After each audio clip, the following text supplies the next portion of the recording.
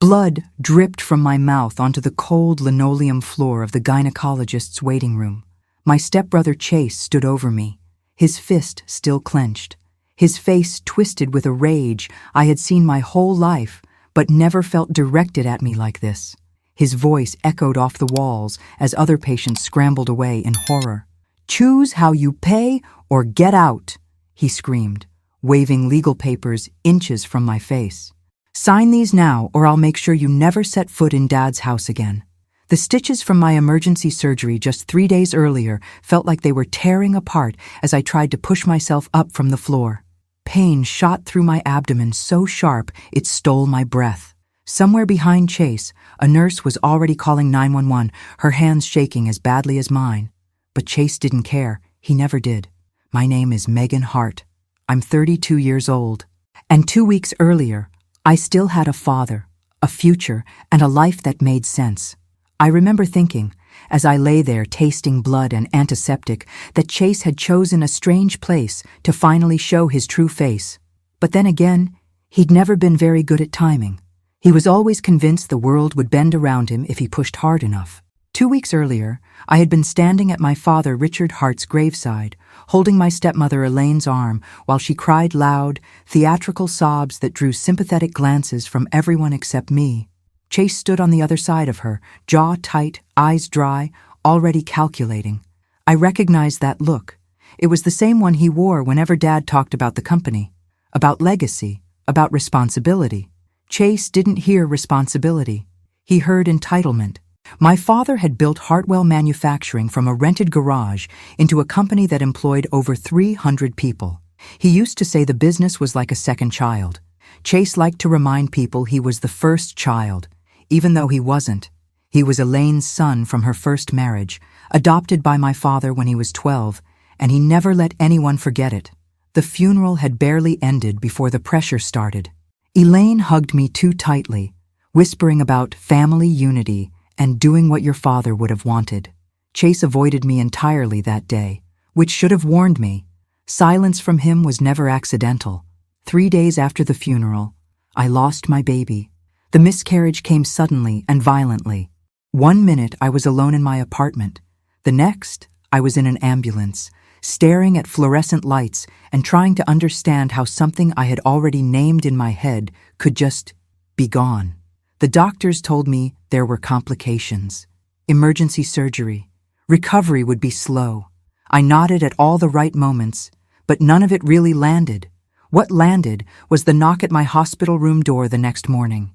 Elaine swept in first, perfectly dressed, eyes already red.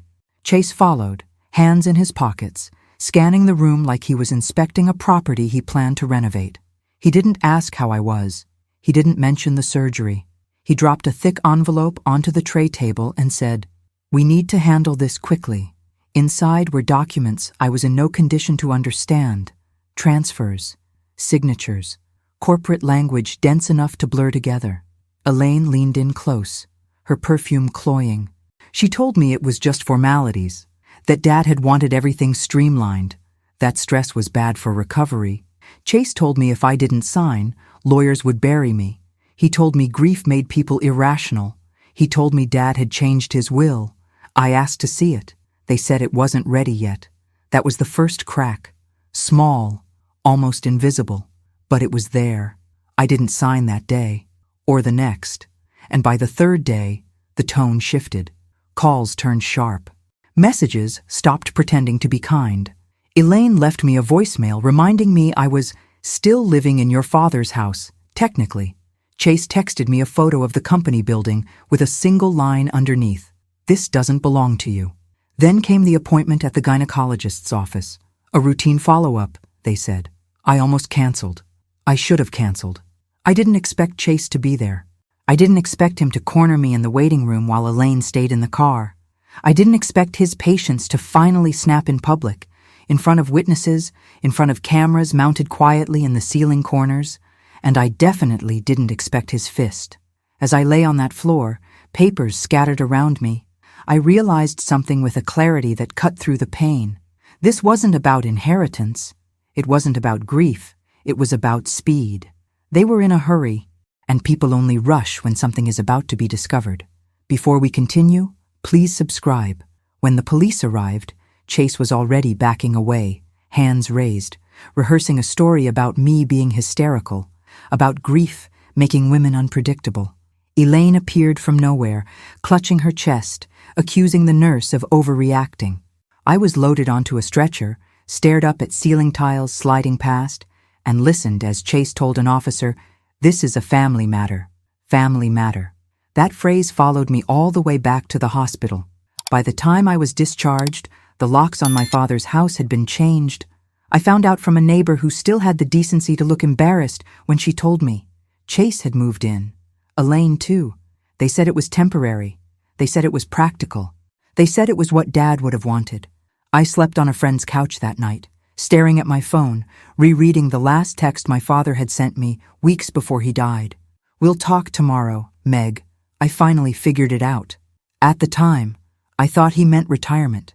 Now, lying awake with stitches pulling every time I breathed, I wondered what exactly my father had figured out and why he never got the chance to tell me. Because accidents don't leave paperwork, and grief doesn't usually come with threats. By the end of that week, I understood something else too. Chase and Elaine weren't just trying to erase me from the company. They were trying to erase me from the story entirely. And that meant whatever they had done, whatever they were hiding, was big enough that I couldn't be allowed to stand in the way. I didn't know it yet, but the moment Chase raised his fist in that waiting room, he'd made one fatal mistake. He'd stopped this from being a family dispute and turned it into something much worse for him. The next morning, I went back to the house anyway. I don't know what I expected. An apology? Maybe. Or at least the decency of a conversation. What I got instead was a new keypad on the front door and my suitcase sitting on the porch like an eviction notice. Inside, I could hear Elaine's voice drifting through the open kitchen window, light and cheerful, as if nothing had happened. As if I hadn't been bleeding on a clinic floor 48 hours earlier. I didn't knock. I stood there, gripping the porch railing, feeling the last fragile layer of denial peel away. This wasn't grief-fueled chaos. This was organized, planned. When Chase finally opened the door, he didn't look surprised. He leaned against the frame like he owned it, which, in his mind, he already did. "You should have signed," he said calmly. "No shouting now, no fists. Just certainty. This would have been easier for everyone." I asked him where my father's things were. His watch, his desk files, the old safe in the study he never trusted anyone else to open. Chase smiled. Dad downsized before he died. That was a lie. My father never downsized anything. He archived, he labeled, he documented. And then Elaine appeared behind him, clutching a mug with my mother's initials still etched into the ceramic. She told me I was upsetting myself, that stress was dangerous after what I'd been through, that the locks were changed for security reasons. I laughed. I couldn't help it. It came out thin and cracked. But it was real, because now I knew. They weren't just pushing me out, they were cleaning up. By that afternoon, I was officially removed from the company's email system. Payroll access gone. My father's executive assistant wouldn't return my calls. A junior manager I'd trained myself texted me quietly to say Chase had been interim CEO for exactly 11 minutes before announcing permanent changes. Permanent changes usually don't happen unless someone believes permanence is already guaranteed. That night, alone again, I finally opened the envelope Chase had shoved in my face at the clinic. I forced myself to read every line, even when my vision blurred. Transfer of voting shares. Temporary power of attorney, emergency succession clauses triggered by mental instability following traumatic loss. They hadn't forged just a will. They were building a narrative, and I was the unstable problem standing in their way. I called the one person my father trusted more than anyone outside the family, Harold Pierce. He answered on the second ring, his voice low and careful, like he already knew why I was calling. Harold had been my father's attorney for over 30 years. He'd written the first partnership agreement on a napkin in a diner when Hartwell Manufacturing was nothing but an idea and a loan my mother co-signed.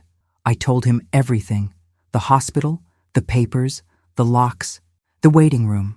When I finished, there was a long silence on the line. "Megan," he said finally, Your father never changed his will. The words landed heavier than any punch. Harold told me the most recent version he'd personally notarized left controlling interest of the company to me, with a trust provision that explicitly blocked Elaine and Chase from unilateral control. It was airtight. It was dated 6 months before my father's death, and it had disappeared. He also told me something else.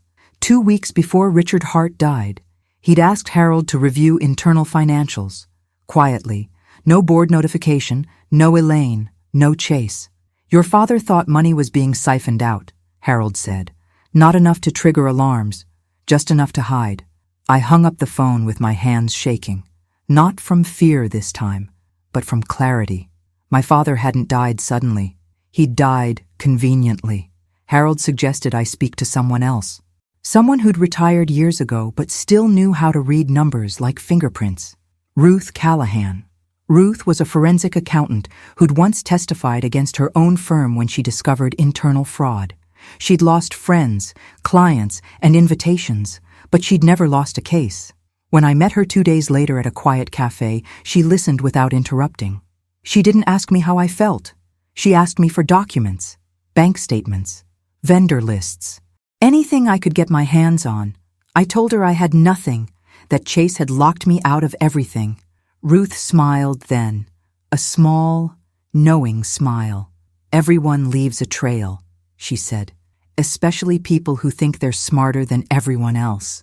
Within a week, she'd found the first crack. Shell vendors with identical billing patterns. Payments routed through a consulting firm, registered to an address Elaine once used for a charity. Withdrawals timed precisely after internal audits were postponed. Ruth slid a folder across the table to me.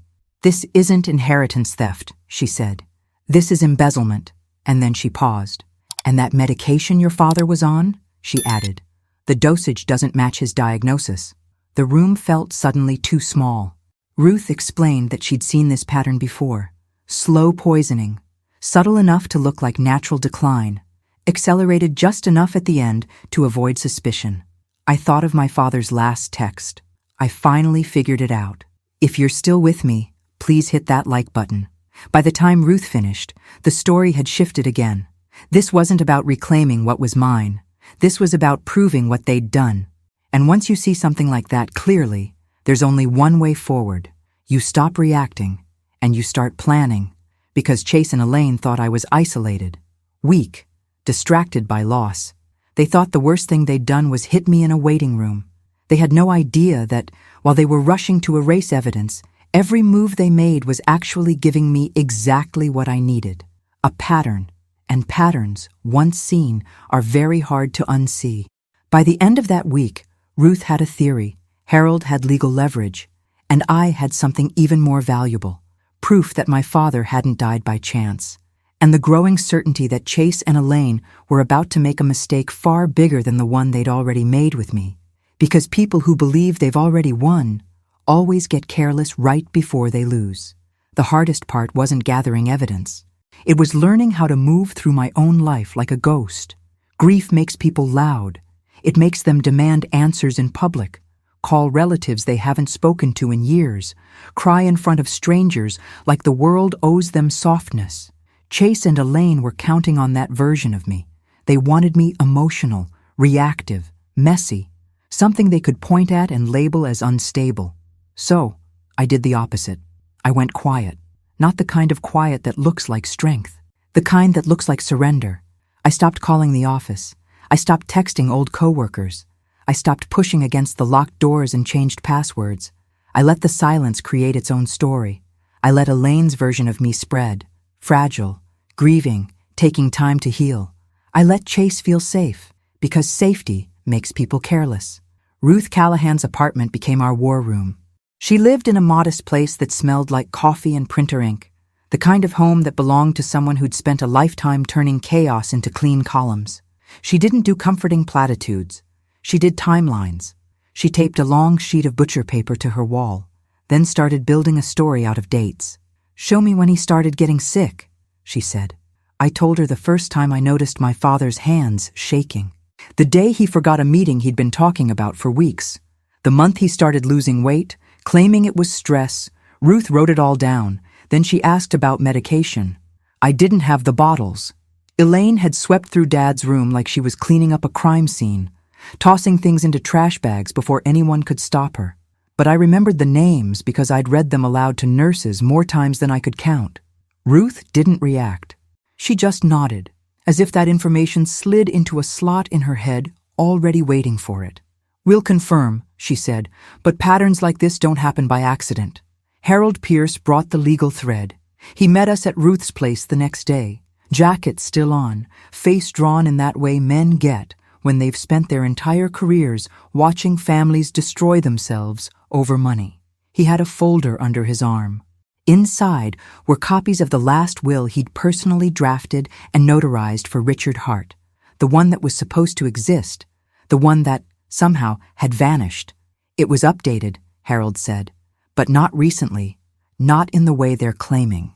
He pointed to clauses, trust protections, voting shares, restrictions that prevented Elaine and Chase from assuming full control unilaterally. My father had anticipated conflict. He'd designed for it. So how are they doing this? I asked. Harold's mouth tightened. They're doing what people do when they can't win on paper. They're trying to force you to sign something that looks voluntary. That was the part that made my stomach turn. The waiting room, the papers in my face, the screaming. It hadn't been random rage. It had been pressure. Ruth glanced at me, then back to Harold. She mentioned they had documents about her mental state. Harold nodded. That's not an accident either. It's a strategy. Paint Megan as unstable, push her into a corner, then claim she's not fit to contest anything.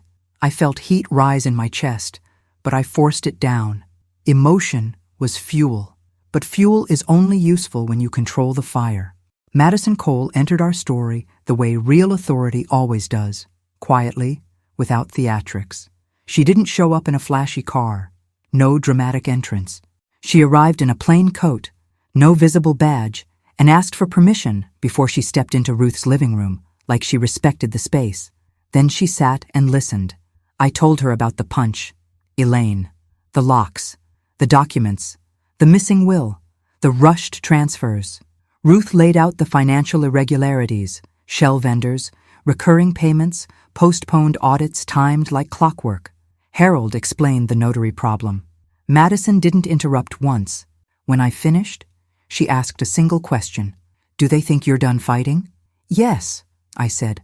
They think I'm broken. Madison nodded as if that were the best news she'd heard all week. Good. Ruth raised an eyebrow. Good? Good, Madison repeated. Because people who think they've won stop filtering themselves. They talk, they brag, they slip, and we don't need you to be louder than them. We need you to give them a stage. That word, stage, made my skin prickle. It implied performance, strategy, control. Madison leaned forward slightly. I'm going to be blunt. If we can't connect this to fraud beyond a family dispute, the system moves slow. If we can connect it to forgery, interstate wire transfers, embezzlement, medical tampering, it moves faster. Harold's eyes sharpened. Medical tampering? Madison didn't confirm it outright. She didn't need to. She simply added, we follow the evidence where it goes. Ruth reached into her folder and pulled out printouts. Your father's company paid a consulting firm for 18 months, she said, sliding the papers toward Madison. That firm has no employees, no real address, and bills in even increments every month. Classic siphoning. And the approval signature is always Chase's. Madison studied it, then looked at me. When did they start pushing you to sign? Immediately after the funeral, I said. Before the flowers died. Madison's mouth tightened. That's not grief. That's urgency. Harold cleared his throat. We also found the notary name attached to a few documents Elaine is circulating. Darren Halstead. At the mention of Darren, Madison's expression changed. Not surprise, recognition. I know that name, she said quietly. Notary misconduct. Improper verification. Sloppy, Harold nodded. And he keeps slipping out of consequences, Ruth added, almost casually. People like Darren don't get that lucky unless someone is paying them to be. That was when the Brittany piece came into place. Ruth opened a separate folder, the paper inside crisp and clean, as if she wanted the facts to feel undeniable. Chase's girlfriend, she said. Brittany Keller. She's been getting deposits that correlate with the same shell vendor payments. Not large enough to raise immediate flags, just steady, like hush money or laundering. I felt a cold, sinking certainty settle under my ribs. Chase wasn't just stealing. He was building a network. Madison tapped the table lightly with her finger. All right, she said. Here's what we do. We don't confront, we invite. Harold's eyebrow lifted. Invite? Madison nodded. We get them into a controlled environment, somewhere they feel powerful, somewhere they'll talk. My father's office floated into my mind like a wound reopening. That's where they want it, I said. They've made it their territory. Exactly, Madison replied. And territory makes people bold. Harold began drafting the meeting notice that same afternoon. He used language that sounded routine but carried subtle threat, references to unresolved succession issues, missing documentation, and potential third-party review. He framed it like an administrative necessity, not a battle. Ruth insisted we include one particular phrase, external audit. People who steal hate audits, she said. It's like sunlight to mold. We sent the notice on Tuesday morning. Chase replied in 11 minutes. He didn't ask questions. He didn't request rescheduling.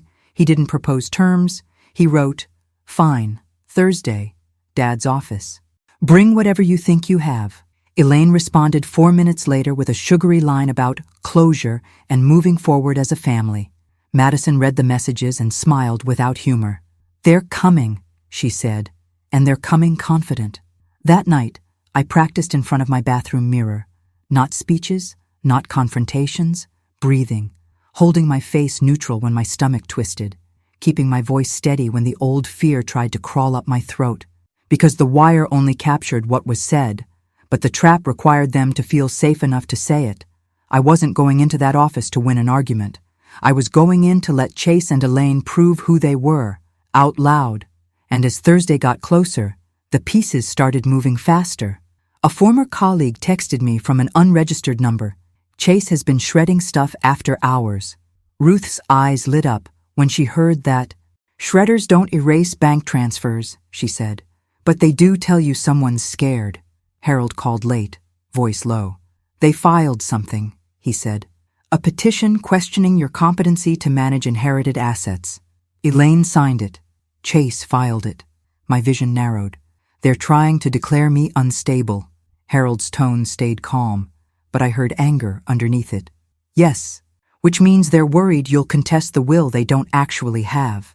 Madison's response was simple. Good, she repeated. They're escalating, that's what you want. Because escalation is panic in motion, and panic makes people reckless. The morning of the meeting, I stood outside Hartwell Manufacturing's headquarters and looked up at the top floor windows where my father's office sat.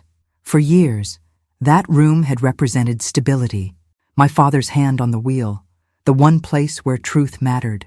Now it was Chase's stage, and I was about to walk onto it wearing a wire under my clothes, carrying nothing but a pen, while my body still remembered the clinic floor. I pressed my palm lightly against my abdomen, feeling the faint, tender pull of healing stitches, and I told myself one thing. If they wanted to erase me, they should have finished the job when they had the chance. Because now I wasn't coming in as their victim. I was coming in as their witness. And the moment Chase decided to gloat, the moment Elaine decided to justify, the moment either one of them admitted even a fraction of what they'd done, everything would collapse. I took a slow breath, stepped toward the front doors, and felt the wire's small weight against my skin like a promise. Inside, Chase and Elaine were already waiting in my father's office, and they thought Thursday was the day I finally signed my life away. They didn't realize Thursday was the day they started confessing. I arrived early on purpose. That was the first adjustment to the plan that morning. Madison hadn't told me to do it, but instinct kicked in the moment I saw the building from across the street.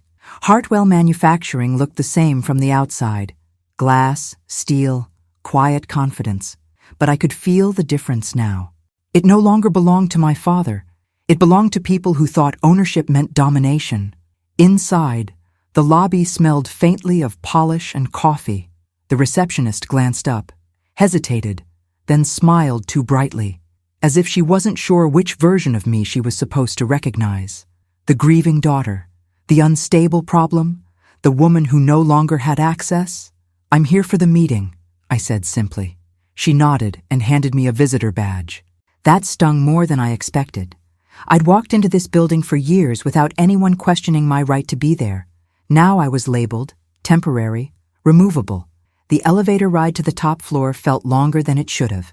Every floor it passed was another memory. Late nights reviewing budgets with my father, holiday parties, the day he'd introduced me to the board as my successor, whether she wants it or not. When the doors opened, I stepped into a hallway that had been subtly rearranged. New artwork, different chairs, Chase's taste, everything a little sharper, a little colder. A visual reminder that he wanted his presence felt everywhere. Madison and Harold were already there, waiting near the conference room, their body language relaxed enough to pass as routine. Ruth would join remotely, feeding documents into the system at precise moments. Darren and Brittany were still off stage, pieces saved for later. Madison gave me a small nod. Not reassurance, confirmation. "You ready?" she asked quietly. I nodded. Ready wasn't the right word. Committed was. We walked together toward my father's office. Chase had insisted on that room, of course. He wanted the symbolism. He wanted me seated where my father used to sit, under the same framed photo of the original factory floor, like a challenge. Elaine was already inside when we entered. She stood near the window, phone pressed to her ear, voice low and urgent. She ended the call the second she saw me, smoothing her expression into practiced concern. "Megan," she said softly, "you look tired." I didn't respond. I took my seat instead, placing my hands neatly on the table the way my father used to before meetings. It was a small thing, but I saw her notice it. Chase arrived last. He strode in with the confidence of someone who'd rehearsed this moment all morning. Suit tailored, cufflinks catching the light, jaw set just enough to signal control. He didn't apologize for being late.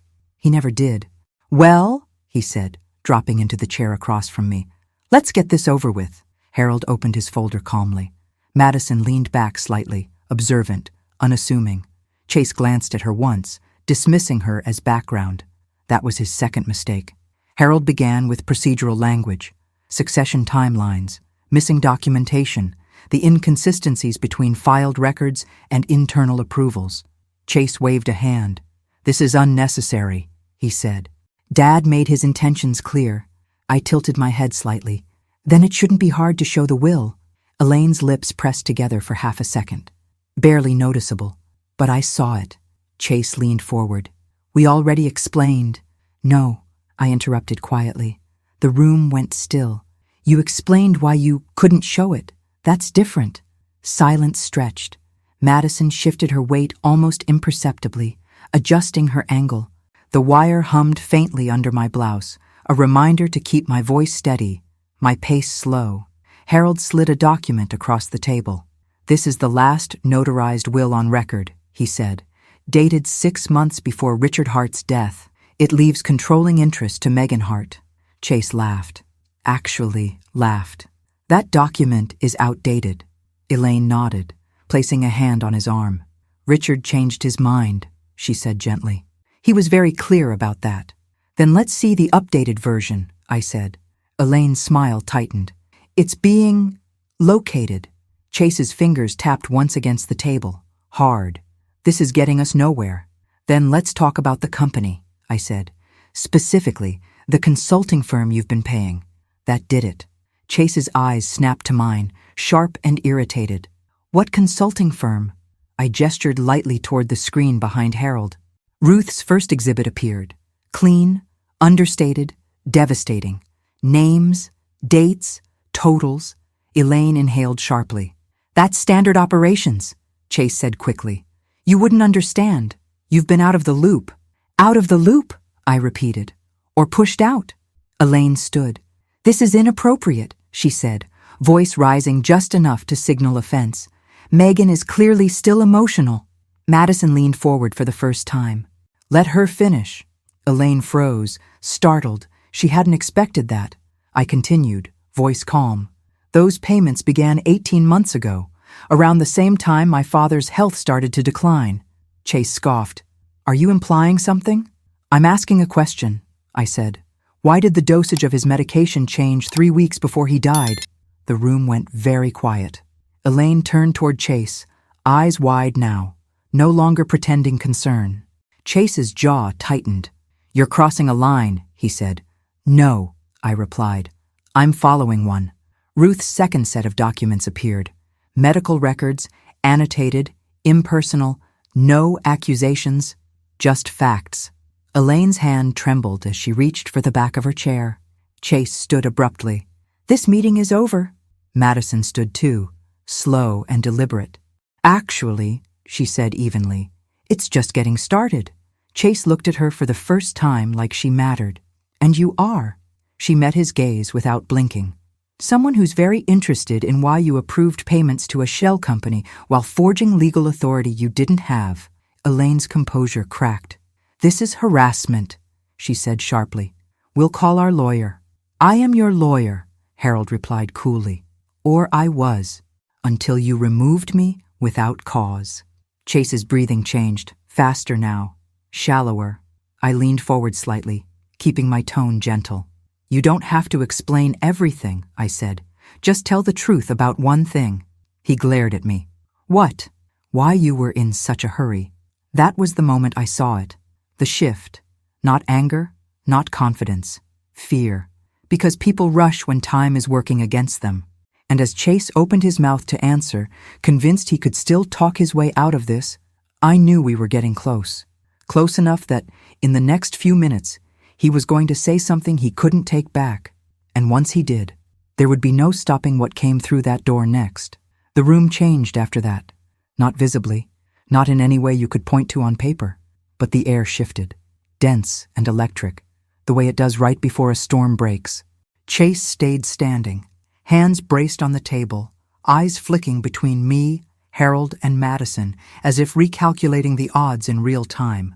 Elaine was the first to recover. This is absurd, she said, forcing a laugh that didn't quite land. You're letting grief turn into paranoia. Richard was sick. Everyone knew that. Yes, I said softly, but not this sick. I nodded toward the screen. Ruth had cued the next sequence, but hadn't released it yet. That pause was intentional. Silence makes people fill it. Chase exhaled sharply. You're not a doctor. No, I agreed, but the dosage changes were approved by someone who wasn't either. Elaine's head snapped toward him. Chase! He cut her off. Stop. It was the first time I'd ever heard him speak to her like that. Not with anger, but with urgency, control slipping. Harold spoke then, voice measured. The approvals for those changes were signed under a temporary power of attorney, one that doesn't exist in any valid form. Chase laughed again, but this time it sounded brittle. You're saying paperwork went missing? Happens all the time. Not like this, Harold replied, and not with the same notary appearing on 3 separate documents that contradict one another. Elaine sank slowly back into her chair. Her fingers curled around the armrest as if she needed it to stay upright. Madison had been watching all of it, her expression neutral, eyes sharp. Let's simplify, she said calmly. You've accused Megan of instability. You've removed her access to company systems. You've approved large sums to vendors that don't exist, and you're asking us to believe this is all coincidence. Chase leaned forward, voice low. You don't understand our family. Madison tilted her head slightly. I understand patterns. That was when I decided to press. I reached into my bag and placed my phone on the table. Screen dark. Chase's eyes flicked to it instinctively. He recognized the gesture. He always had. You told me in the waiting room that I had 2 choices.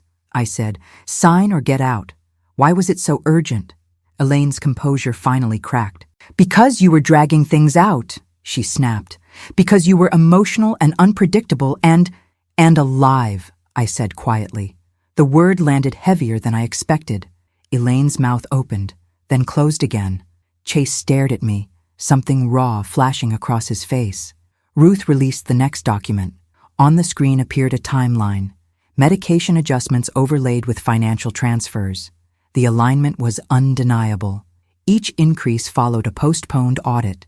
Each decline in my father's health coincided with a new approval signed by Chase.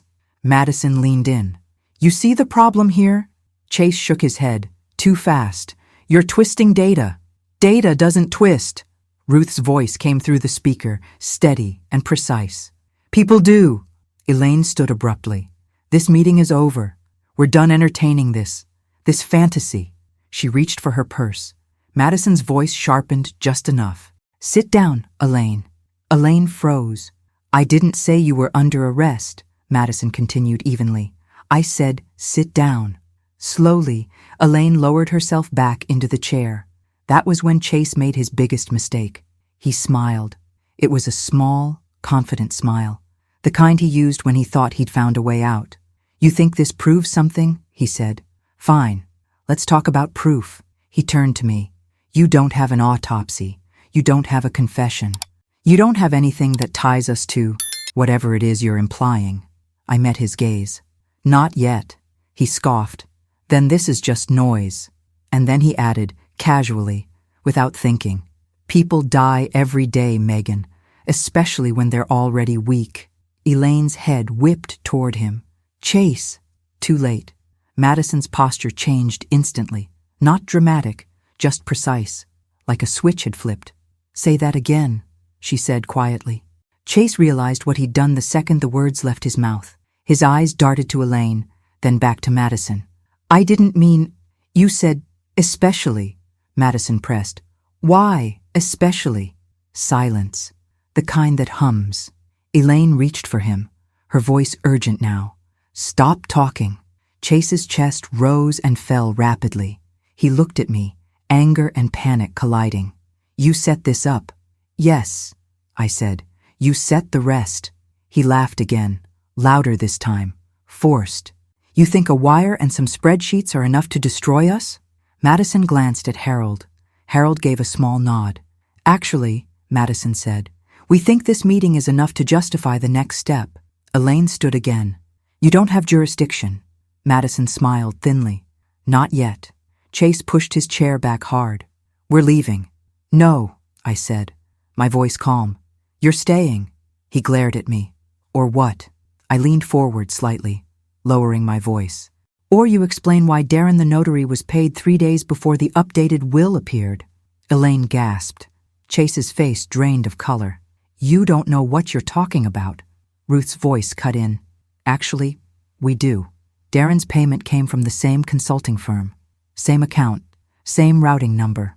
Madison watched Chase closely now. You want to tell us why you paid a notary with company funds? Chase's jaw clenched. He said nothing. The silence stretched, thick and heavy, until Elaine couldn't stand it anymore.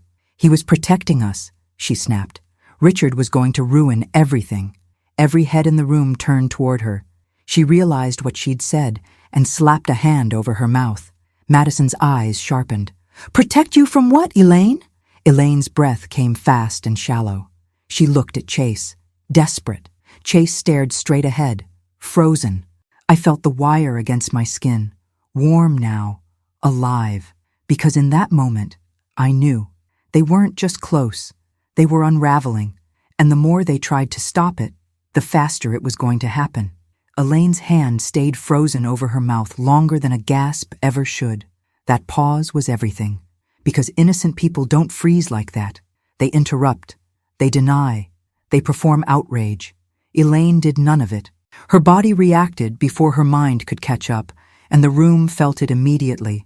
The silence stretched, thick and suffocating, pressing down on all of us. Chase was the first to move. Stop, he snapped, turning on her with sudden violence in his voice. You're making this worse. Elaine's eyes filled instantly, whether from fear or calculation I couldn't tell anymore. I was trying to help, she said, her voice thin. You said we couldn't wait. You said everything depended on timing. That word hit like a dropped plate. Timing. Madison didn't react outwardly, but I saw her shift her weight slightly, attention sharpening. Ruth went still on the line. Harold's pen stopped moving. Madison leaned forward just enough to feel present. Timing for what, Elaine? Elaine shook her head, breathing fast. This is insane. You're twisting words. No, Madison replied evenly. We're letting you finish your sentences. Chase dragged a hand down his face, pacing now, the confidence he'd walked in with bleeding out by the second. This is what grief does, he said, more to himself than anyone else. It makes people imagine conspiracies. Harold cleared his throat. Then let's stick to facts. He slid another document across the table, old, yellowed, unmistakable. The house deed, he said. Transferred into a trust 2 weeks before Richard Hart's death. Elaine shot to her feet. That's impossible. Harold didn't blink. It exists, and the signature doesn't match any verified sample of your husband's handwriting. Chase's jaw tightened. You're accusing us of forgery now. I'm stating that a forgery occurred, Harold corrected calmly. The question is who authorized it. Elaine's voice rose. Richard wanted us protected. That's interesting, I said quietly, because he told me he was worried.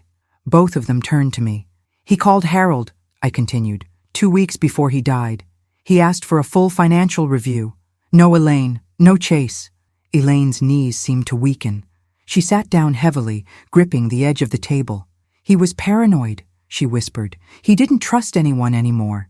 Madison nodded slowly. That happens when someone realizes they're being robbed. Chase slammed his palm down. Enough! Madison's voice sharpened instantly. Sit down. For a moment, I thought he wouldn't. His fists clenched, muscles taut, the same posture he'd had in the clinic waiting room. The wire caught the sound of his breathing, fast, uneven. Then he exhaled and straightened his jacket. Fine, he said. You want the truth? Elaine looked at him in horror. Chase, don't. You already ruined it, he snapped. So stop pretending. He turned toward me, eyes cold, stripped of pretense.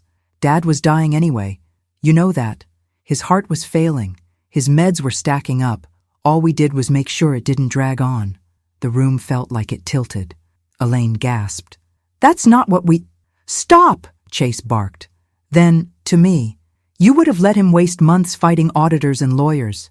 The company would have collapsed. Jobs would have disappeared. Madison leaned forward, her voice controlled but unmistakably sharp. Are you saying you adjusted his medication to accelerate his death? Chase hesitated, just a fraction of a second. I'm saying, he replied carefully, nothing we did caused something that wasn't already coming. Elaine's face drained of color. She stared at the table like it might open up beneath her. That's not how medicine works, Madison said. And it's not how homicide law works either. Chase scoffed weakly. You can't prove intent. Madison nodded. Intent is complicated. She glanced at Harold. Harold opened another folder. This is Darren Halstead's sworn statement, he said evenly. Signed this morning. Elaine's head snapped up. What? He confirmed you instructed him to notarize documents without Richard Hart present, Harold continued. In exchange for payment? Elaine shook her head violently. He's lying. He also provided bank records, Ruth added over the speaker, and text messages. Chase's voice cracked for the first time. You flipped him. Madison met his eyes. He flipped himself when he realized who was about to take the fall. Chase turned on Elaine. You told me he was solid. I thought he was, she whispered. I didn't know he'd panic. Madison observed them like a scientist watching a reaction. This is what collapse looks like, she said quietly. Chase paced again. This is still circumstantial. Madison stood, slowly, deliberately. She reached into her jacket and placed her badge on the table. The metallic sound echoed in the room. You're both being recorded, she said. This meeting is transmitting in real time. Chase's eyes snapped to me, to the wire beneath my clothes. You wore that the entire time. You told me to choose how I paid, I said calmly. Madison pressed a button on her phone. Stand by, she said. We're ready. Elaine began to cry quietly. Chase backed away from the table, panic finally overtaking anger. This is entrapment. No, Madison replied. This is evidence. Footsteps echoed faintly outside the office door. Not rushing, controlled. Chase looked at the door, then at me. You think this ends here? I leaned forward, steady. I know it does. The door handle shifted slightly, not opening yet, just enough to let us all feel what was coming. And for the first time since my father died, since the clinic floor, Since the threats and the lies, I felt something close to relief, because the story was no longer theirs to control, and the next step was going to happen in the open. The footsteps outside the door didn't stop right away. That was intentional. Madison had warned me about that part. Law enforcement doesn't always rush in the moment a confession hits the air. Sometimes they wait. Sometimes they let the room sit in the weight of what's just been said, because pressure makes people talk even more when they think silence might save them. Chase stood frozen near the far end of the room, eyes locked on the door handle as if he could will it to turn back. Elaine sat slumped in her chair, shoulders shaking, her hands gripping each other so tightly her knuckles had gone white. Neither of them spoke. Neither of them dared to. The office felt smaller than it ever had before. Madison stayed standing, calm and immovable, one hand resting lightly on the back of her chair. She wasn't watching the door anymore. She was watching them, their breathing, their posture. The way Chase kept flexing his fingers like he was fighting the urge to do something reckless. Harold closed his folder slowly, deliberately. The sound of it felt louder than it should have. "This is the part where you should stop talking," he said evenly, not as advice, but as fact. Chase laughed under his breath. It came out sharp, almost hysterical. "You think a few statements and a wire are enough to end us?" Madison didn't respond. Elaine looked up at Chase then, her eyes wide and raw. "You said we were safe," she whispered. "You said everything was handled." "I said what you needed to hear," Chase snapped. "Just like you did." That was the moment I realized something important. They weren't partners anymore. They were liabilities to each other. I leaned back in my chair and let them unravel. That was part of the plan too. People under pressure try to rewrite the past in real time, and in doing so, they expose truths they've been hiding from themselves. "You're acting like this was all my idea," Elaine said, her voice trembling. "You were the one who said we couldn't wait. You were the one who said Richard was becoming a problem." Madison's gaze sharpened. "A problem how?" Elaine's mouth opened, then closed again. Her eyes darted to Chase, pleading. Chase shook his head sharply. "Don't." Elaine swallowed hard. "He was going to audit everything," she said. "He told me he didn't recognize the books anymore. He said someone was bleeding the company dry." "That someone was you," Chase said flatly.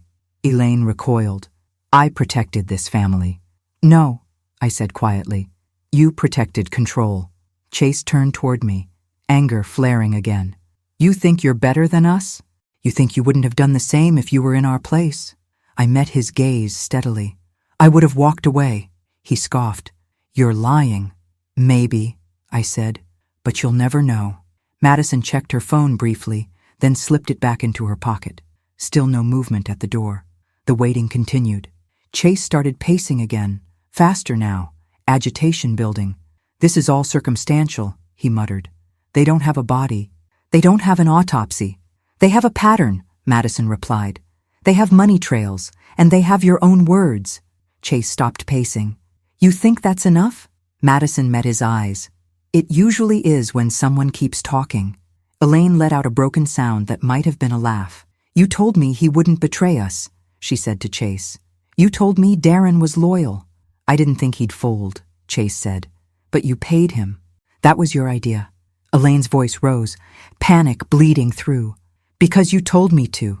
You said we needed clean signatures before Megan could contest anything." My name hung in the air like an accusation.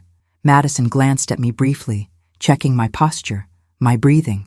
I gave her a small nod. I was fine, focused, present.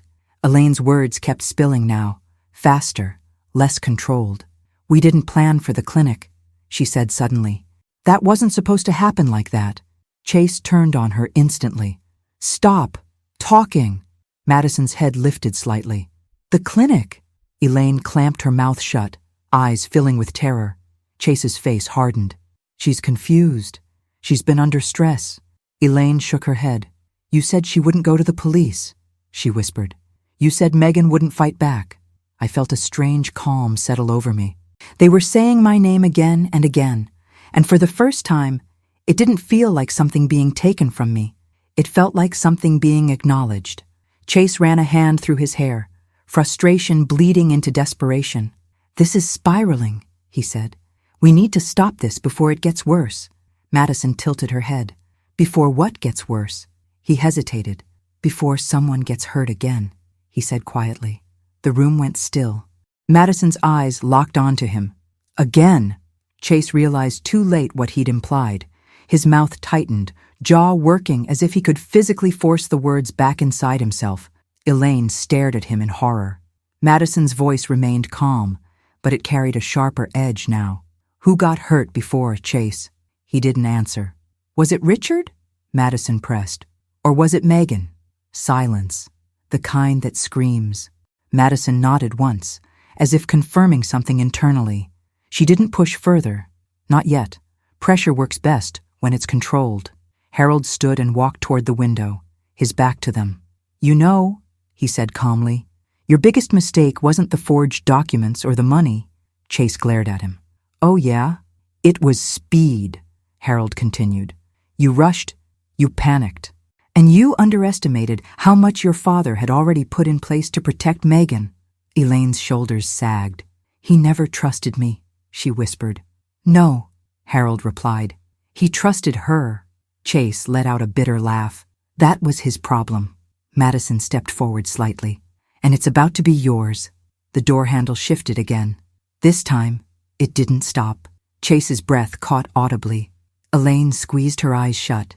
The door opened just a few inches, enough for a uniformed shoulder to appear, not enough for the room to empty its tension yet. Madison raised a hand, subtle, commanding. Hold, she said quietly. The officer paused. Madison turned back to Chase and Elaine, her voice low and deliberate. This is your last chance to say something that helps you, she said. After this, the conversation changes. Chase looked at Elaine. Elaine looked at the table. Neither spoke. Madison nodded once. Okay, she said. She turned toward the door. And in that moment, as the air shifted and the balance finally tipped, I understood something with absolute clarity. This was no longer about what they had done to me. It was about what they had done to my father. And in the next moments they could no longer control, that truth was going to step fully into the room. The door opened fully this time. 2 uniformed officers stepped inside first, their presence calm but undeniable. They didn't rush. They didn't raise their voices. They simply entered the room as if it already belonged to them. Behind them, the hallway filled quietly. Agents in plain clothes, clipped movements, eyes already scanning faces, exits, surfaces. Chase took an involuntary step back. Elaine's sob caught in her throat. Madison moved with purpose now, no longer pretending to be just another observer. She turned slightly, speaking in a low voice meant for the officers and the agents behind them. Names were exchanged. Jurisdiction clarified. The kind of procedural language that tells you something has crossed a line and can't be pulled back. This isn't an arrest, Madison said calmly, loud enough for everyone to hear. Not yet. Chase let out a breath he didn't realize he'd been holding. You see, he said, forcing a shaky smile. This is still a conversation. Madison looked at him evenly. This is a documentation phase. One of the agents stepped forward and placed a small device on the conference table. A recorder, red light blinking steadily. We're continuing on the record, he said. You're free to remain silent. Elaine's head snapped up. Are we being detained? No, the agent replied. You're being observed. The difference mattered. Chase pulled out his phone instinctively, thumb hovering over the screen. An agent's hand closed gently but firmly over his wrist. Not right now, the agent said. Chase swallowed hard. Madison turned to me. Megan, you're okay to continue? I nodded. My voice felt steady when I spoke, which surprised me. Yes. She gave a brief nod back. Confirmation, not comfort, Harold resumed, his tone unchanged by the added bodies in the room. Let's return to the financial timeline, he said. Specifically, the period immediately following Richard Hart's last internal review. Ruth's voice came through the speaker, clear and precise. After the review request, there was a spike in activity. Payments approved faster, fewer checks, more urgency. One of the agents took notes. Chase scoffed weakly. That's business. Ruth didn't rise to it. No, she said. That's panic. Elaine folded her arms tightly around herself. You're building a story out of numbers. Numbers don't need a story, Ruth replied. They just need context. Madison gestured toward the recorder. Let's provide some. I leaned forward slightly. Chase, you told me in the waiting room that I'd never set foot in Dad's house again if I didn't sign. Why was the house so important? He stared at me. Because it was his. And the deed? I asked. Why move it into a trust 2 weeks before he died? Elaine's voice trembled. For protection. Protection from who? Madison asked. Elaine hesitated. From outsiders. Like Megan? Madison pressed. Elaine didn't answer. Chase laughed suddenly, the sound brittle. This is ridiculous. You're acting like we plotted some grand conspiracy. An agent looked up. Did you? Chase opened his mouth, then closed it again. Madison stepped closer to the table. Let's talk about Darren. Elaine flinched. You paid him, Madison continued. Company funds, 3 days before an updated will appeared. A will that no one else has seen. Chase shook his head. He was doing us a favor. A favor, Madison repeated. To notarize documents without the principal present?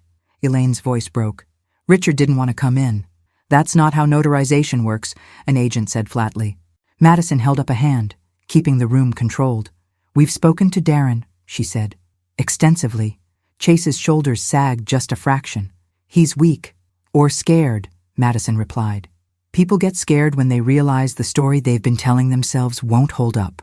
Elaine suddenly looked up at me, her eyes sharp with something like desperation. You don't have to do this, she said. We can fix this. I felt the weight of the moment settle in my chest. Fix what? I asked quietly. She gestured vaguely around the room. This mess.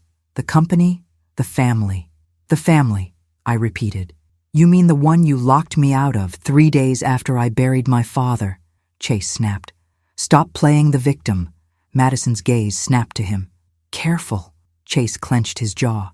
You want the truth? He said suddenly. Fine. We did what we had to do. Elaine turned to him, horrified.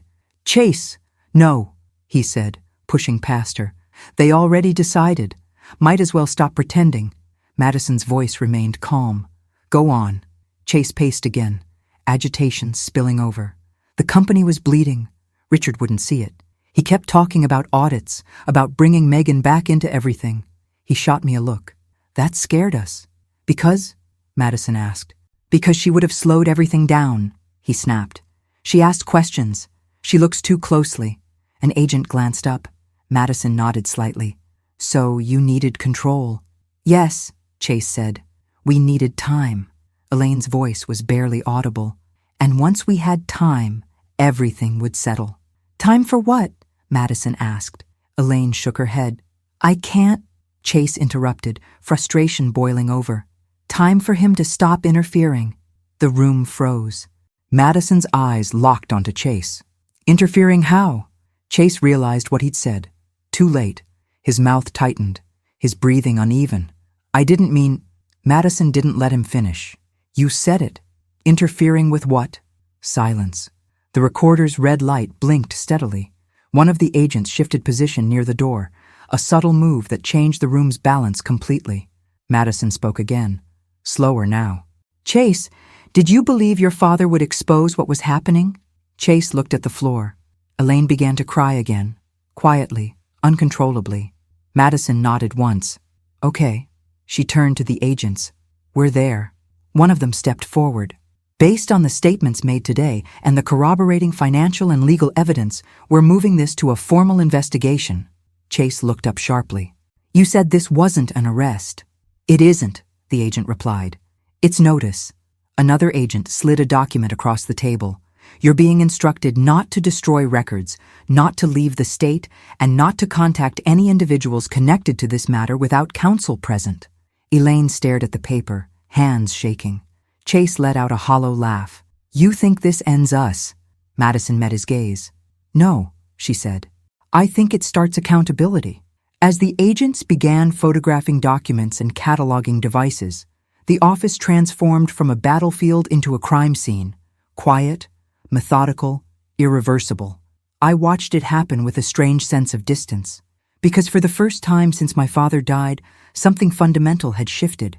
They were no longer in control of the pace. The story was no longer private. And even though the worst moment, the final confrontation, still lay ahead, I knew something with certainty. Chase and Elaine had walked into this room believing they were closing a chapter. They were wrong. They had just opened the one they could never outrun.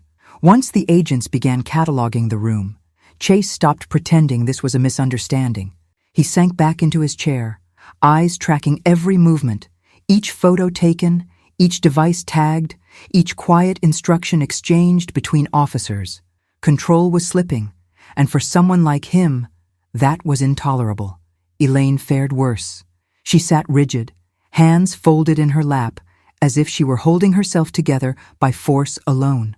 Every time an agent walked past her, she flinched. Every time a camera shutter clicked, her shoulders twitched. She had built her entire life around appearances, and now every appearance was being dismantled in silence.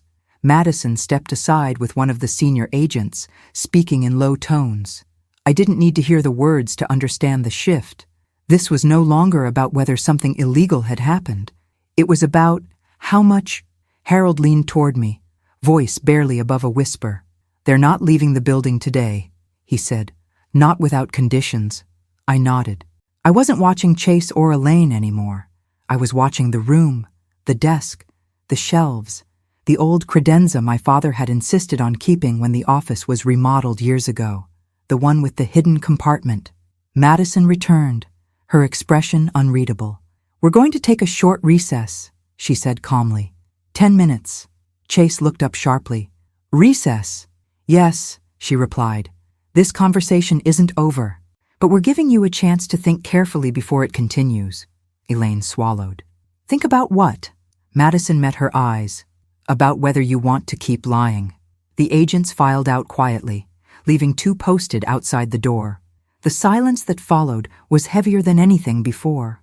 Chase turned on me the moment Madison stepped away. "You planned this," he said, his voice low and venomous. "You waited until we were boxed in." "Yes," I replied. I didn't bother softening it. Elaine looked at me with something like disbelief. "You were never going to sign, were you?"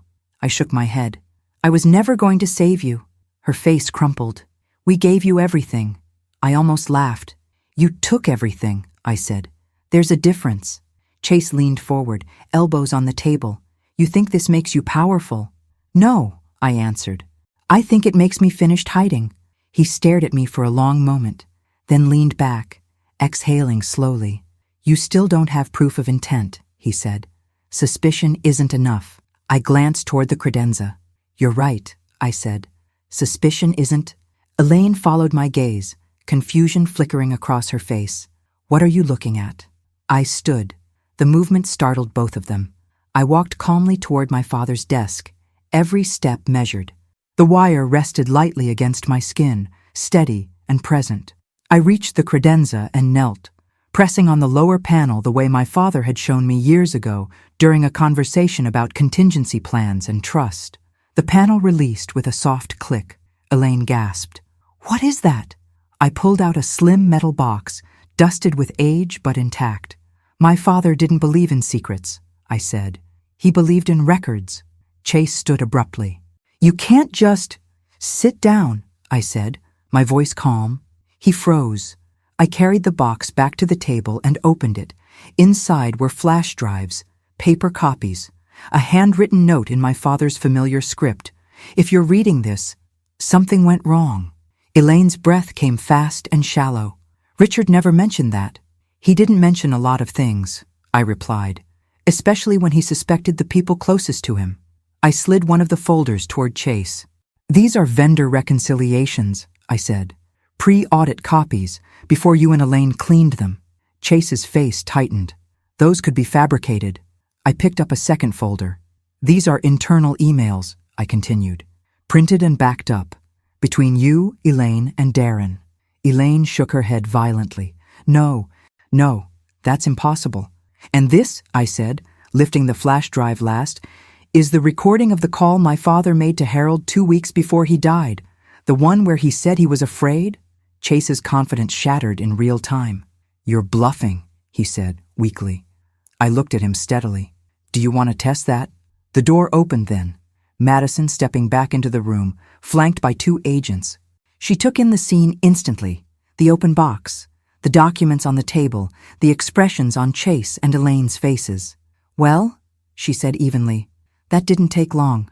Elaine stood, hands shaking. "This isn't admissible." Madison raised an eyebrow. "You'd be surprised what becomes admissible when it corroborates everything else." She gestured to the box. "May we?" I nodded and stepped aside. The agents moved in, cataloging the contents with professional efficiency. One of them glanced up at Madison, eyes sharp. "This is significant," he said. Madison nodded. "I thought it might be—" Chase's voice broke. "He planned this." "Yes," I said. "He planned for you." Elaine's composure finally collapsed. She sank back into her chair, sobbing openly now. "We didn't mean for it to go this far," she cried. "We just needed time." Madison's tone remained steady. "Time for what, Elaine?" Elaine looked up, eyes red and desperate. "Time to finish the transfers. Time to sell the company before anyone noticed." Chase whipped toward her. "Stop!" Too late. Madison's gaze sharpened. "Sell the company to whom?" Elaine pressed her lips together, shaking her head. Chase laughed bitterly. "You think she knows? She didn't even understand half of it." Madison turned to him. "Then you explain." He hesitated, trapped between silence and inevitability. "There was a buyer," he said finally. "Private equity. They wanted clean control. No family disputes, no audits." "And your father?" Madison asked. Chase swallowed. "He wouldn't have approved it." Silence fell again. Madison nodded slowly. "That's what I thought." She straightened, authority fully present now. "We're reconvening," she said. "And this time, it's not informal." Chase looked at the door, then back at me, eyes burning with a mix of hatred and disbelief. "You think you've won." I met his gaze. "I think you're about to talk yourself into prison." Elaine let out a broken laugh through her tears. "You were supposed to sign," she whispered. "That was the plan." I leaned forward, voice low and precise. "You should have chosen a better plan." Madison turned to the agents. "Get the wire feed ready," she said. "We're moving to the final phase." The room shifted instantly. Chairs repositioned, devices checked. The casual quiet vanished, replaced by controlled urgency. Chase stiffened. "What final phase?" Madison looked at him. "The part where you think you still have leverage." My heart beat steady in my chest, because the next meeting, the one Chase thought would end this, was about to begin. And this time, there would be no recess. The room was reset in less than 2 minutes. Chairs were pulled closer to the table. Devices were checked and rechecked. The recorder's red light blinked steadily, unforgiving. The wire under my clothes felt warmer now, heavier, as if it carried the gravity of everything that was about to happen. Madison stood near the door, arms crossed, posture relaxed, but absolute. 2 agents positioned themselves along the wall, visible enough to be unmistakable, quiet enough to let the pressure do its work. Chase straightened his jacket again. Old habits, performative confidence. He glanced at Elaine, who looked like she'd already collapsed inward, then back at me. "So this is it," he said. "You drag us through all this just to humiliate us." I met his gaze evenly. "You did that yourself." Harold slid the final document across the table. "This is the last set," he said calmly. "Signature required." Chase's eyes narrowed. "You still want me to sign something?" "Yes," I replied. "Exactly what you wanted me to do." Elaine looked up sharply. "Megan, don't." I ignored her. "This document confirms control of the remaining assets pending investigation," Harold continued. "It acknowledges prior transfers and affirms the validity of the original will." Chase laughed. "You think I'm stupid?" "No," I said. "I think you're arrogant." That landed. He leaned forward, scanning the page, jaw tightening. "You're setting a trap." "Yes," I said simply. He pushed the paper back. "I'm not signing anything." I leaned closer, lowering my voice just enough to force him to listen. "Then explain why you needed me to sign in the clinic. Bleeding. 3 days out of surgery. Why the rush?" Elaine's breath hitched. Chase's lips pressed together. Because you wouldn't stop interfering. With what? I asked. He exhaled sharply. With the sale. Madison's head tilted slightly. The agents didn't move. The buyer wanted clean ownership, Chase continued, his frustration spilling now. No disputes, no audits, no delays. And my father? I asked. Chase's eyes flicked away. He wouldn't agree, Elaine whispered. Chase, he was sick, Chase snapped. Confused. Paranoid. You altered his medication, Madison said evenly. Chase slammed his hand on the table. He was already dying. Elaine burst into tears. You said it would be slow. The words echoed. Silence followed, heavy, irreversible. Madison didn't raise her voice. She didn't need to. Elaine, she said calmly, what did you mean by slow? Elaine shook her head violently. I didn't mean... Chase turned on her. Shut up. Madison stepped forward. Too late. I stayed still, letting the wire do its job. Elaine's voice broke. We just wanted him out of the way, just long enough to finish the transfers. He was suffering anyway. Madison looked at Chase. Did you instruct her to say that? Chase stared at the table, chest heaving. You approved the dosage change, Madison continued. You signed the payments. You coordinated the forged documents. And you pressured Megan into signing under duress. He looked up then, eyes wild. You think that matters? People like us don't go to prison. That was the moment, the exact moment the illusion shattered. Madison reached for the door handle and opened it fully. Actually, she said, you do. Detective Madison Cole stepped aside as federal agents flooded the room. Badges out, cuffs ready, movements precise and final. Chase Hart, an agent said clearly, you are under arrest for conspiracy to commit wire fraud, forgery, embezzlement, and homicide-related offenses pending investigation. Elaine screamed. Another agent turned to her. Elaine Hart, you are under arrest for conspiracy, forgery, obstruction of justice, and tampering with medical treatment. Chase spun toward me as the cuffs snapped around his wrists. You did this. I met his gaze, steady and unflinching. No. You did! He lunged. Two agents restrained him instantly, forcing him back into the chair. Get your hands off me, he shouted. Madison stepped in close, her voice calm and deadly serious. It's over. Elaine collapsed into sobs as she was cuffed, her voice breaking into apologies that no one listened to. The room buzzed with controlled chaos, agents reading rights, collecting devices, sealing evidence bags. Darren was escorted in from the hallway, pale and shaking. Brittany followed shortly after, stunned, clutching her phone like a lifeline that had just gone dead. The humiliation was complete. Public, absolute.